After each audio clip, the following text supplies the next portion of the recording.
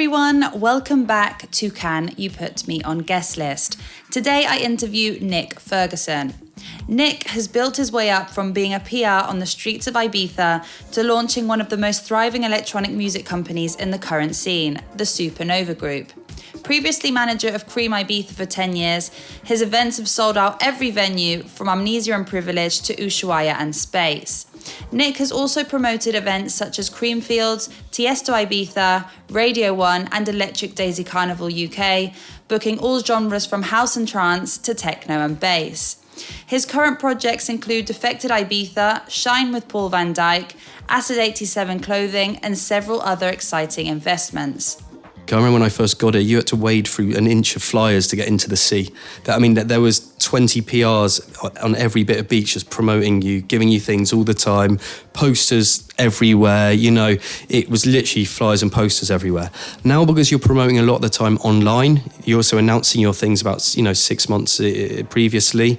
The whole kind of concept of promoting has changed. The way you speak to people, the way you find your audience, it's now very targeted through social media instead of just covering the island, hoping that somebody sees it and wants to come to your event. In this episode, we talk about how Nick got to where he is today, the challenges of promoting events in Ibiza, the island's current clubbing scene, tips on starting a new night, and much more.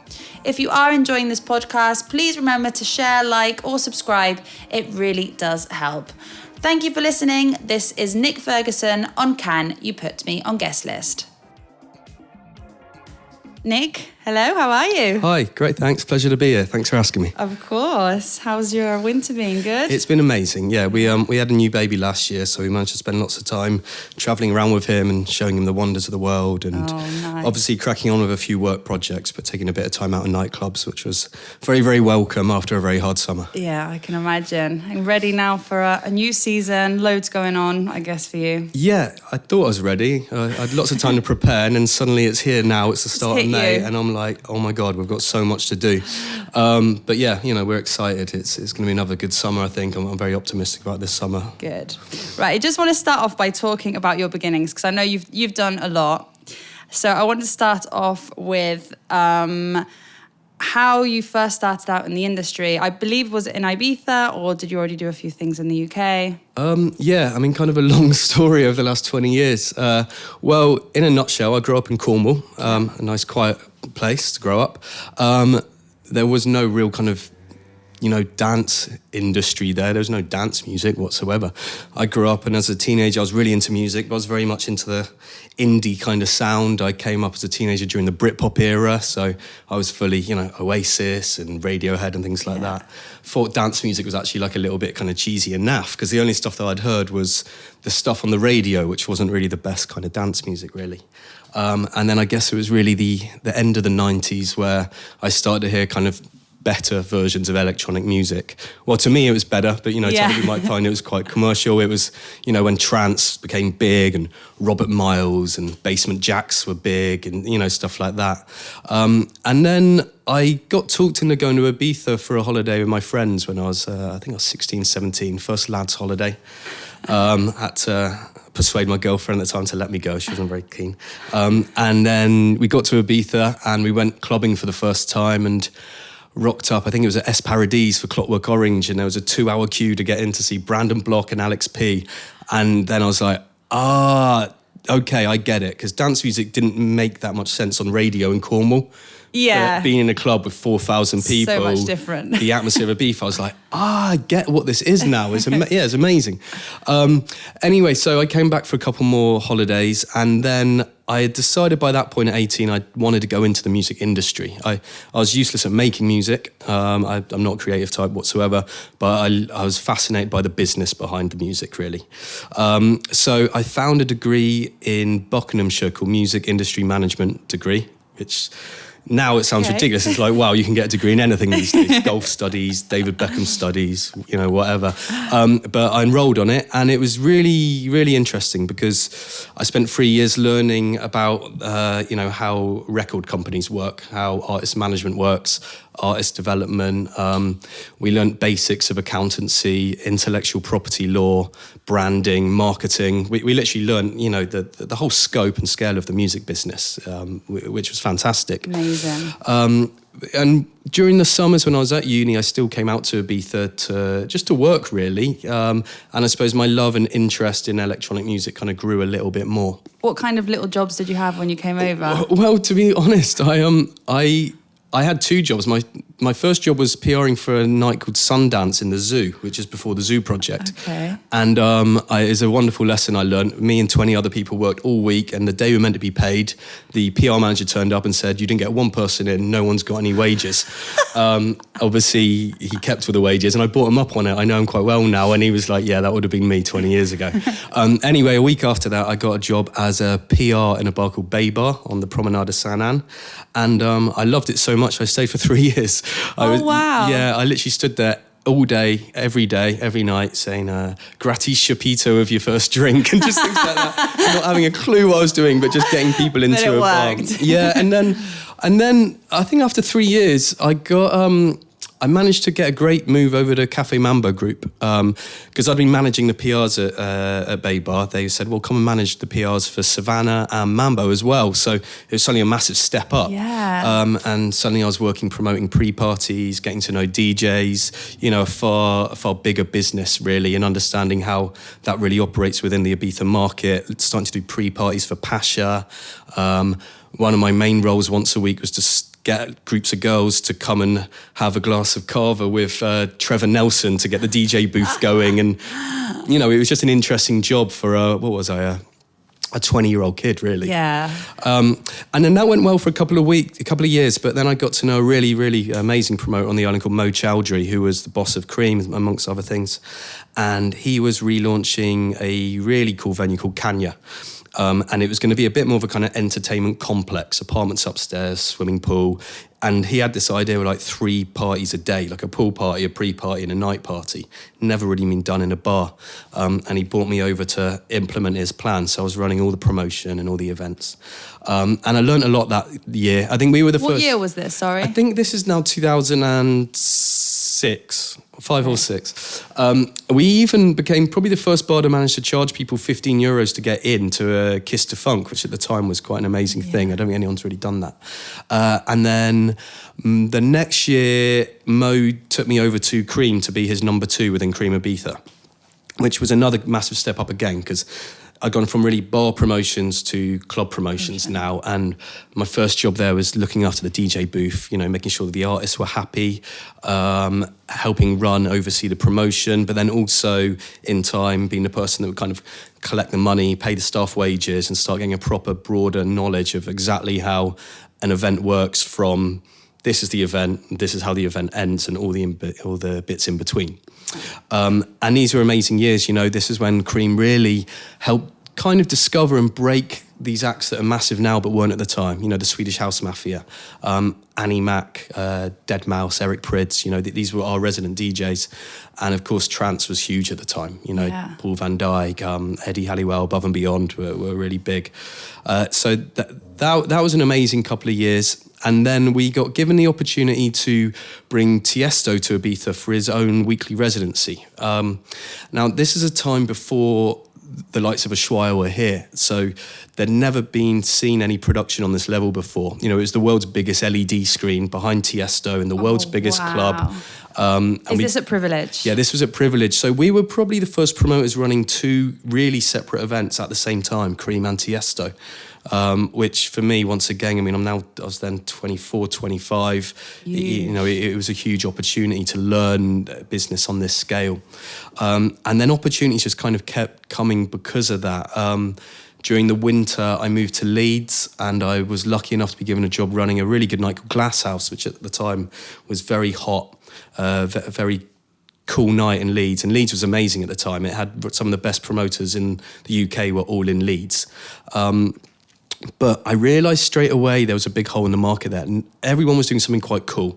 Nobody was bringing the biggest artists in the world to Leeds. Leeds was a B city. It wasn't really on the big agents and managers' maps. It was very much, we do London, we do a festival, we might do Manchester. But I started working with a company they're a massive gay company. So they own things like Federation, Mr. Gay UK, Bent Magazine and things like that. And they took on a huge warehouse venue to do do their gay events, but obviously to make ends meet, they need to do non-gay events. So they brought me in to try and bring in the biggest DJs in the world into this warehouse called Victoria Works. And I managed to do it. Like within the first 3 months, we were doing events with Cole Cox, Oh, wow. the Swedes, Paul Van Dyk, Deadmau5, Groove Armada, Dubfire, and it was insane. We literally brought the biggest artists in the world at the time to Leeds. And it went on for a couple of years. Then as these things do, it came to a bit of a natural end. But then that gave me another fresh start because I was still with Cream in Ibiza and they wanted me to work with them all year round. So during the winters, I relocated to Liverpool to work out the head office.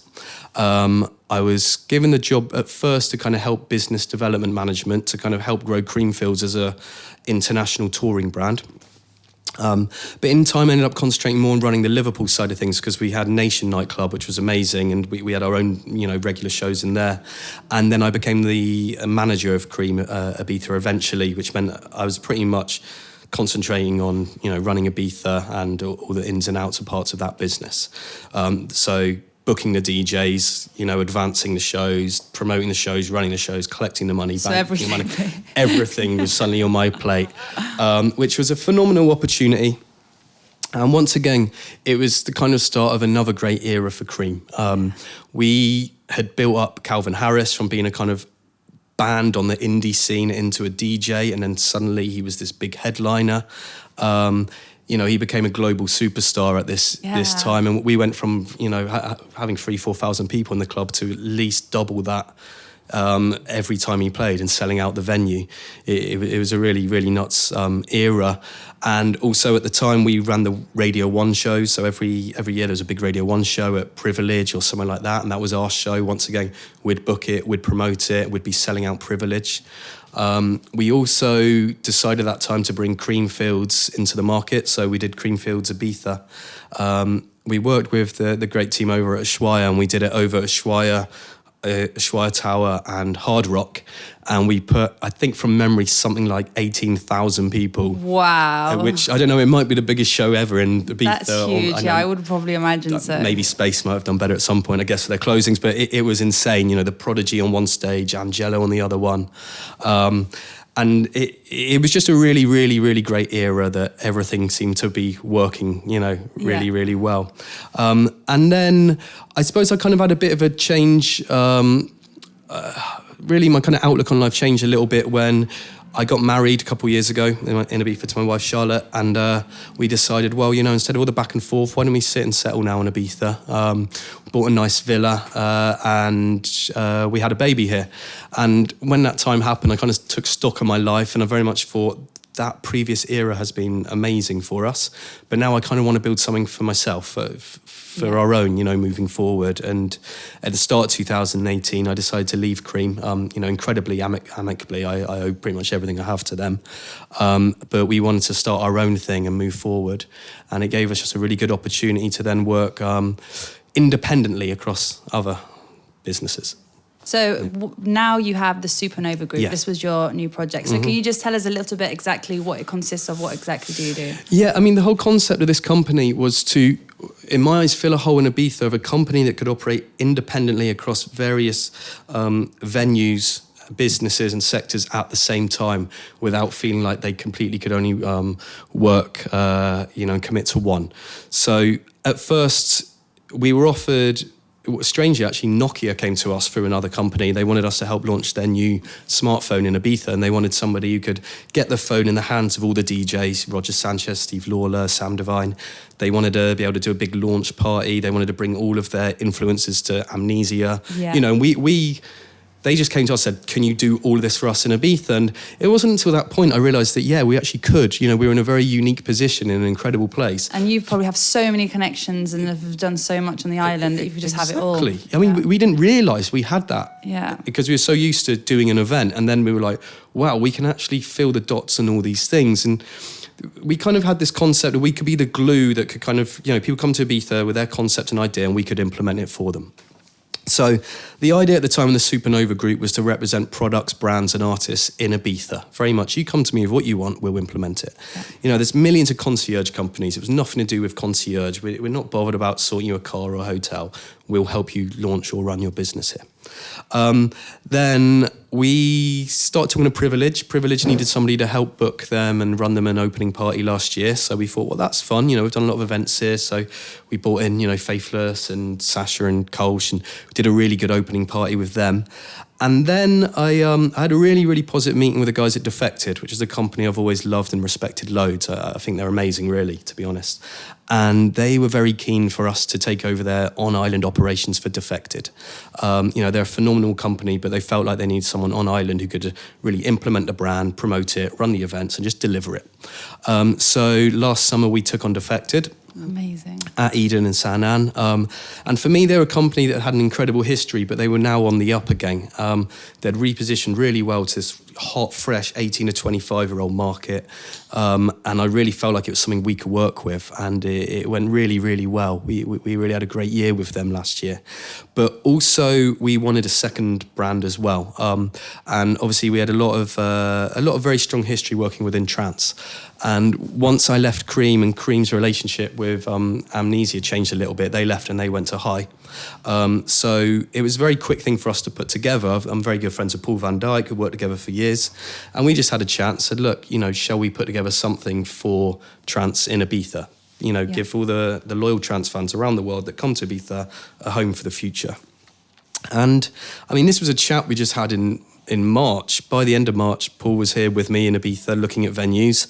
By the beginning of April, we'd signed a contract. By the middle of April, we'd picked a name. By the end of April, I'd booked an entire lineup.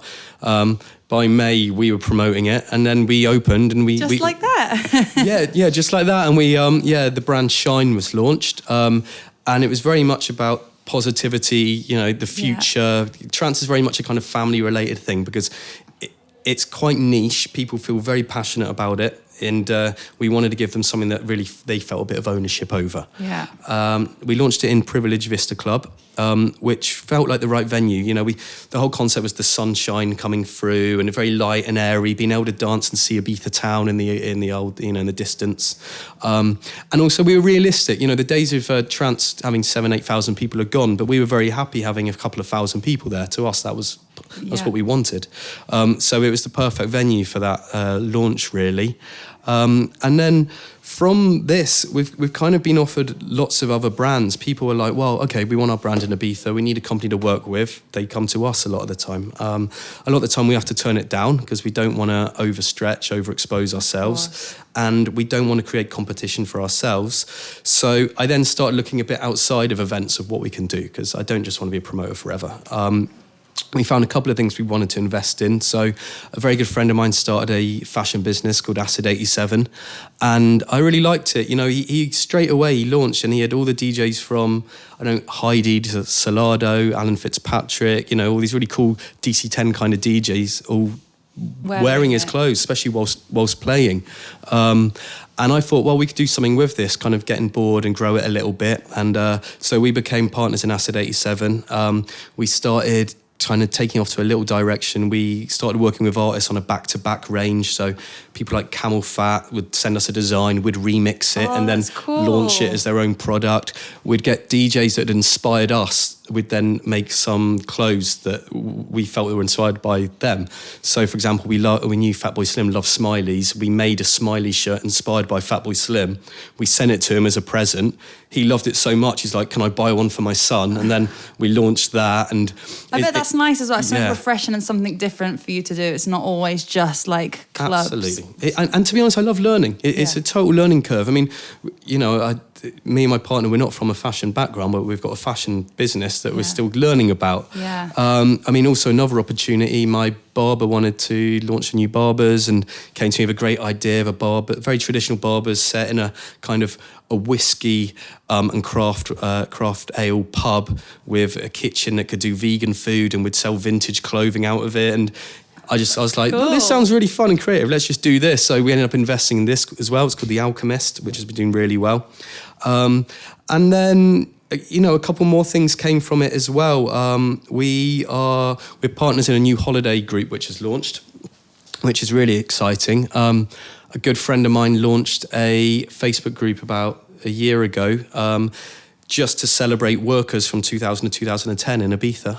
Oh, yes, I was looking at this the other day. Yeah, interesting. It looks so good. Yeah, I mean, at first, everyone's just putting up photos, stories, reconnecting. And then after a week or two, like, everybody's saying, we need a reunion. And my partner's based in Croatia. And he said, look, do you want to be the partner on Island? What do you think about it? And I was like, yeah, do you know what? This would be quite a fun little thing. So we did a deal with Ibiza Rocks Hotel. We got together a couple small little brands and we announced it. And suddenly we'd sold loads of rooms. We're like, oh, shit, this is actually quite big. And then we thought, well, we need to make it bigger than it is, because we don't want people coming here going, I thought it'd be a bit bigger than what it is. So we had a few conversations and suddenly it completely snowballed. Judgment wanted to come back for one night only with us. And then Retro, who were big at the time, wanted to come back with them. And then Garlands wanted to relive their big hat party for their 25th birthday. And then we had a conversation with Darren Hughes from We Love, and Darren was like, I would love to come be involved in this as well. So now we're doing a We Love party in the zoo. And suddenly we've put together a whole program of events. Amazing. Really celebrating the last 20 years of Ibiza.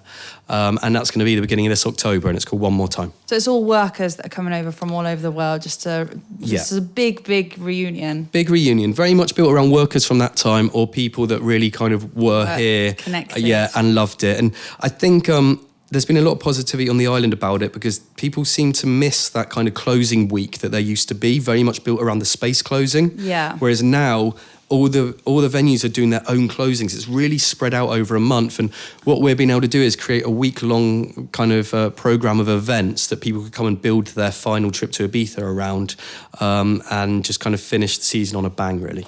Yeah. So just going back to promoting in Ibiza again, how has promoting on the island changed from when you started until now?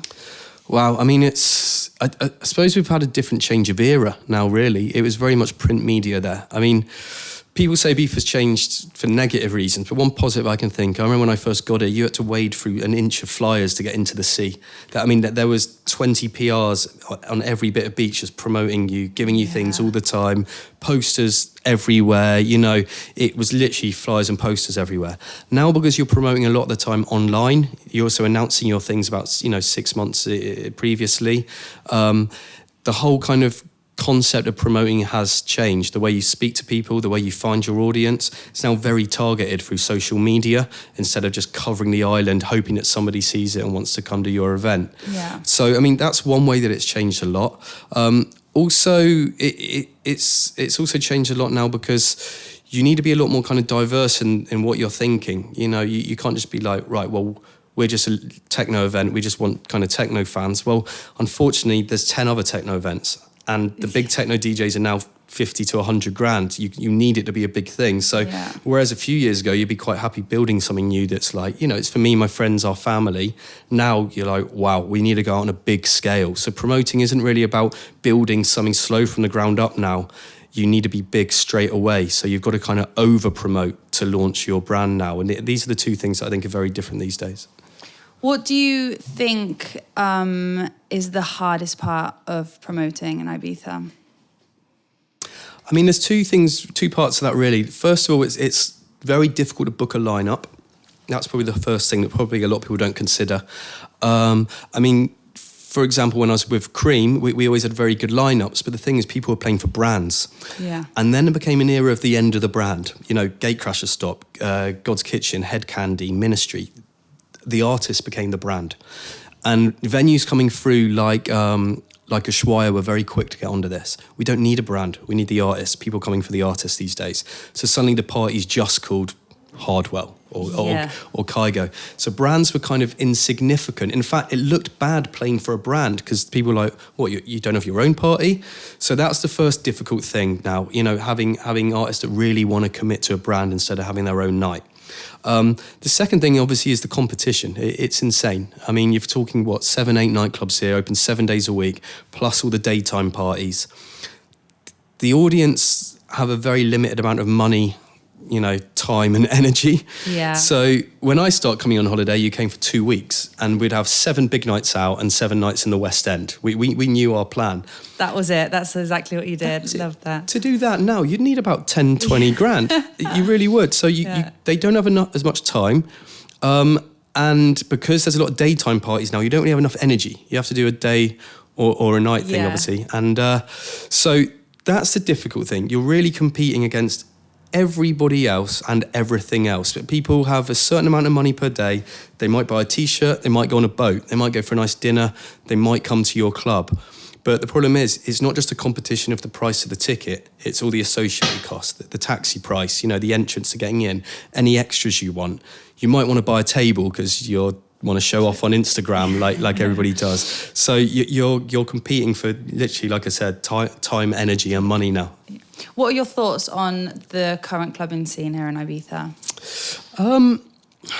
It's very hard to be negative about it because we've got to realise this is a tiny, minute little spot in the world. I don't know what it is. It's about a quarter the size of Cornwall, and it has the seven of the best clubs in the world, 50 of the best bars, some of the best food, some of the best weather, some of the best beaches, and some of the best people. Yeah. So we can't sit here and go, oh yeah, do you know what? It's not as good as it was, and oh, it's not very good at all, because it's totally exceptional. It's unique in what it is. Yeah. It's always going to be the best primary place for it. It's going through changes. There's always political issues. But that's just like everything, though, isn't it, really? It's like everything. It's progression. Things will always develop and move forward. I'm very optimistic about the future.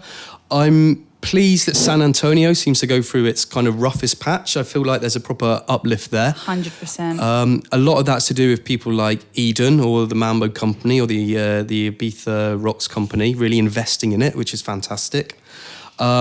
I'm not one of those people that's going to moan about Ushuaia and High and the Matutus and all the changes there, because they bring a lot of people here. They employ a lot of people. Yeah. I think it's essential to Ibiza that these big companies keep operating.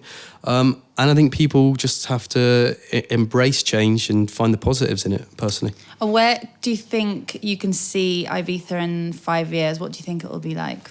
I think it will still be the number one clubbing destination in the world, without a doubt. I think people will start coming here for other reasons more, though, because it's a good place to eat. It's a good place to go to the beach, bring families and things like that. I just think it's only really going to be a positive future. The only problem will be a lot of people getting priced out. That is the one negative, and I don't think there's really anything that could be done about that, unfortunately.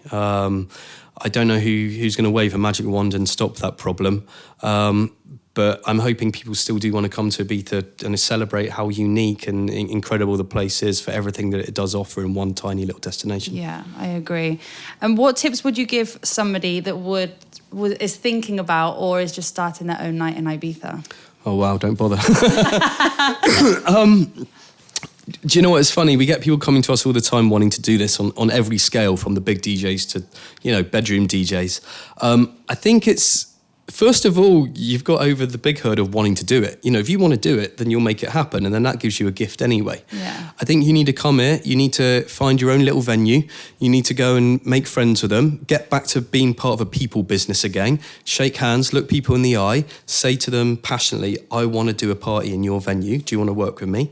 And take any opportunity you have. And then someone eventually says, yeah, here's my room. You could take the door, we'll take the bar.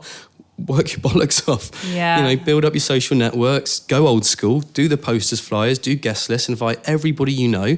And if you can get 100 people in the room that are all enjoying it, you've got a spark there that you need to ignite. You can start, and you never know how it's going to grow. There were parties, I'm sure the guys at Glitterbox won't mind me saying, but only about 4 or 5 years ago, when they launched, there was only a couple hundred people in that room. Yeah. It's now got over 5,000 people a week. It is in the top 3 best parties on this island. Yeah. That's incredible speed and growth. A few years ago... that is really quickly, yeah. A few years ago... Yeah.